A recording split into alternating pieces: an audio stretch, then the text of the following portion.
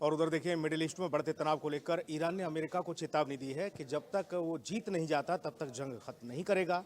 उधर ईरानी संसद ने सीधे तौर पर जो उसके अध्यक्ष हैं उन्होंने आरोप लगाया कि अमेरिका बातचीत की आड़ में एक बड़े हमले की तैयारी में है। रिपोर्ट देखिए। ईरान का बड़ा ऐलान, दुश्मन को नुकसान, शर्त मानेगा खलीफा, टकराव होकर रहेगा। आखिरी बड़ा वार, खार्ग द्वीप पर प्रहार। अब डर और घबराहट, वर्ल्ड वॉर की आहट। मिडिल ईस्ट में जारी तनाव के बीच ईरानी संसद अध्यक्ष मोहम्मद बाकिर ने अमेरिका को कड़ा संदेश देते हुए साफ कहा है कि ईरान किसी भी कीमत पर झुकेगा नहीं और ये जंग जीत के बिना खत्म नहीं होगी। उन्होंने आत्मसमर्पण की किसी भी संभावना को पूरी तरह से खारिज कर दिया। एक महीने से ज्यादा समय से जारी संघर्ष के बीच कालिबाफ ने दावा किया है कि ईरान और उसके सहयोगियों ने अमेरिका और उसके साझेदारों को भारी नुकसान पहुंचाया। उन्होंने कहा कि लेबनान, इराक और यमन में मौजूद प्रतिरोधी ताकतें लगातार मजबूत हो रही हैं। साथ ही कहा कि दुश्मन बातचीत की बात करता है लेकिन हमले की योजना बनाता है।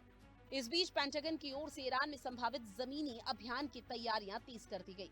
खबरों के मुताबिक हजारों अमेरिकी सैनिक और मरीन पहले से ही मिडिल ईस्ट में तैनात हैं। अमेरिका सीमित लेकिन प्रभावी हमलों की योजना बना रहा है, जिसमें मिसाइल सिस्टम, एयर डिफेंस और तटीय ठिकानों को निशाना बनाया जा सकता है। हालांकि अमेरिकी अधिकारी से पूर्ण युद्ध नहीं बता रहे हैं, लेकिन योजनाओं में तेज और छोटे ऑपरेशन शामिल हैं, जो कुछ हफ्तों तक चल सकते हैं। इसके अलावा आखिरी बड़ा वार जैसे विकल्पों पर भी विचार किया जा रहा है।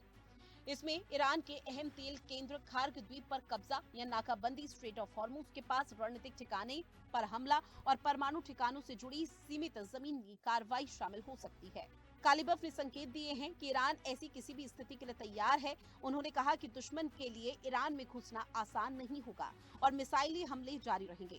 साथ ही उन्होंने दावा किया है कि ईरान के दुश्मनों में डर और घबराहट साफ दिखी जा रही है। उन्होंने दो टूक शब्दों में कहा है कि अगर अमेरिका ईरान को झुकाने की कोशिश करेगा तो उसे नाकामी ही मिलेगी। देखिए, ईरान के ऊपर नुकसान जो है वो बहुत बहुत बहुत ज़्यादा हो चुका है। जो उसके मिलिट्री बेसेस हैं तकरीबन ख़त्म हो चुके हैं। जो उसके इंडस्ट्रियल कॉम्प्लेक्स है वहाँ पर भी बहुत नुकसान हुआ है और उसकी हालत बहुत गंभीर है। लेकिन उसके पास अभी तक ताकत है, मिसाइल्स हैं, वो अभी तक फायर कर सकता है, तो वो ख़त्म हुआ नहीं है। लेकिन उसके ऊपर बहुत नुकसान हुआ है, तो इसमें तो कोई शक नहीं है। लेकिन अगर प्रेसिडेंट ट्रंप समझते हैं कि इससे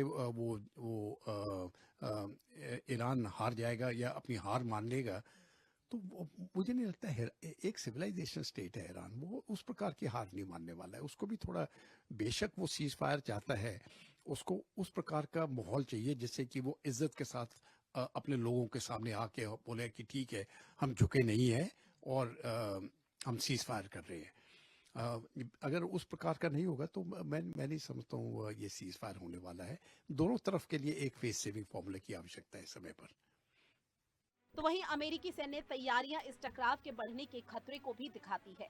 किसी भी जमीनी अभियान में अमेरिकी सैनिकों को ड्रोन, मिसाइल हमले और ईरान की रेवोल्यूशनरी गार्ड जैसी ताकतों के कड़े जवाबी हमले का सामना करना पड़ सकता है।